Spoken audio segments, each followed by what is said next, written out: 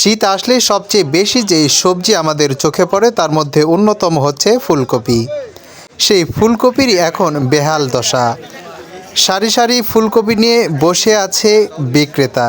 ক্রেতার অভাবে পড়েই রয়েছে এই ফুলকপিগুলো। বাজার ঘুরে এমনই চিত্র দেখা যায়। প্রতি পিস ফুলকপি বিক্রয় হচ্ছে 5 থেকে 10 টাকা দরে, যা মন হিসাব করলে 100 থেকে 80 টাকা। এই টাকা দিয়ে এই ফুলকপির চারাও তারা কিনতে পারেনি। এ বিষয়ে এক স্থানীয় ব্যবসায়ী বলেন, 250 শ। মানে 2.5 টাকা পিস।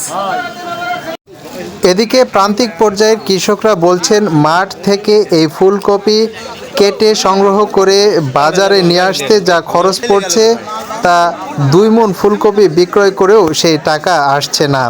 এতে করে ব্যাপক হতাশায় পড়েছেন তারা। শাফিল ইসলাম রকি, সরেজমিন বার্তা, মান্দা।